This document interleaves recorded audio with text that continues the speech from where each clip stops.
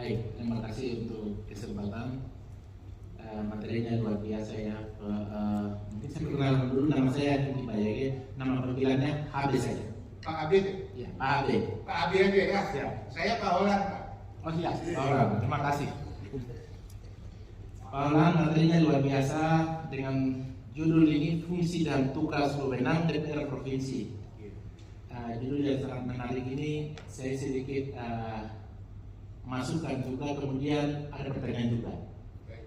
Saya dari yang lalu di DPR Papua Induk, jadi ada bagian, ada hal-hal yang penting tapi kami belum pernah lakukan di DPR Papua. Jadi ini bersifat pertanyaan, apakah kita bisa lakukan atau tidak. Yang pertama terkait dengan tugas dan tanggung jawab sebagai kami anggota DPR yang kami belum pernah lakukan di DPR Papua itu terkait dengan menjaring aspirasi. Nah, aspirasi Dewan ini kan satu undang-undang sudah dijamin bahwa, dan kami pun sudah jadi bahwa Dewan ini kami selama 5 tahun akan menjaring aspirasi masyarakat. Tapi begitu kami menjaring aspirasi itu tidak pernah masuk melalui pokir Dewan untuk diakomodir. Nah, ini yang satu kendala kami alami di DPR Papua Induk. Sementara di Pulau Jawa ini itu menjadi poin utama yang mereka masuk pokir itu. Termasuk DPR pun ada. DPR ini masuk dalam menyaring aspirasi. Tapi pokir ini untuk DPR Provinsi Papua bahkan juga DOP baru pasti bisa berlaku. Tidak jalan. Apakah ini bisa masuk atau tidak? Itu menjadi pertanyaan. Ya, pertama. Kemudian yang kedua terkait dengan reses.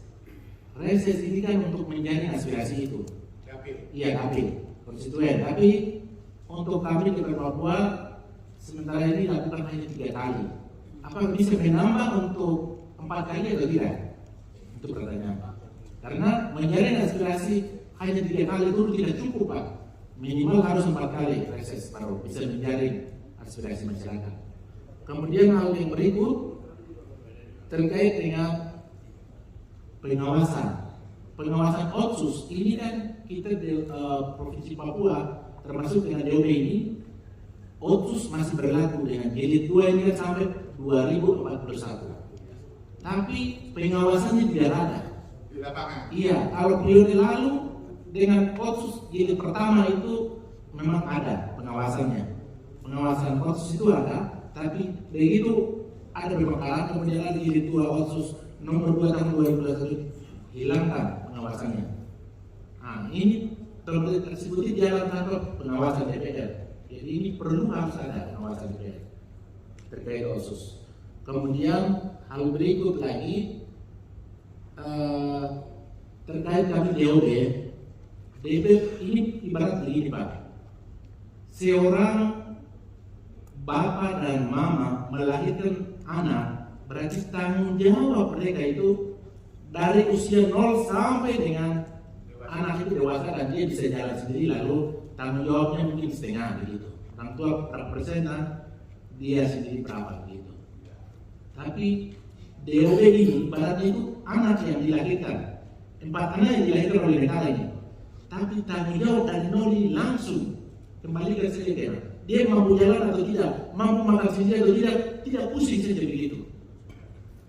Akhirnya sekarang pingsan DOB ini. Ini negara punya tujuan dan maksud apa kami juga tidak mengerti. Karena lihat juga dengan jumlah penduduk yang ada, kami berbandingkan dengan Pulau Jawa sini, satu provinsi itu sampai 8 juta, 10 juta saja tidak meningkatkan provinsi.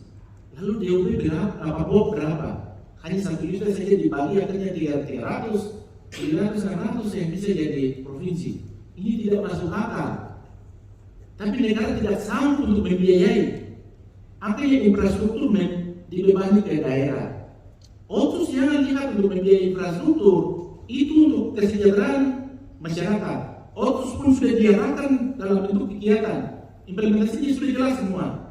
Tidak mungkin ambil dari situ untuk membiayai infrastruktur. Tapi sampai saat ini infrastrukturnya berbanyak lagi ke daerah. Negara tidak bertanggung jawab. Begitu mengatakan tapi tidak diikuti dengan anggaran. ini yang salah, yang kami lihat. Jadi mohon, ini saya bersifat masukan. Sampaikan ke Presiden terpilih untuk infrastruktur 4 DOB itu harus dibiayai dari pusat. Tidak boleh berbantang ke APBD daerah. Nah, itu yang kedua. Kemudian hal berikut itu dua kali, tiga kali. Ini yang keempat. Yang keempat, Papua sekarang dibutuhkan itu pendidikan, kesehatan. Bagaimana melalui pendidikan kesehatan orang Papua itu bisa berdiri di atas kaki mereka sendiri, itu yang dibutuhkan. Tapi begitu mereka negara punya strategi, ada isu lagi, wacana lagi bahwa ada transmigrasi untuk mengisi DOB yang seperti ini. Ini yang tidak betul. Kami mewakili DPR Papua dan Papua Tengah yang ada di sini, mewakili juga teman-teman yang Papua Selatan, Papua Barat Daya yang ada di ruang yang berbeda. Kami tolak itu untuk transmigrasi. Itu kami tetap tolak. Karena Papua kami tidak butuh transmigrasi. Itu menambah angka kemiskinan di Papua. Jadi itu segera laporkan ke Presiden terpilih, program itu dibatalkan. Terima kasih. Mungkin itu yang saya bisa sampaikan. Kembali waktu.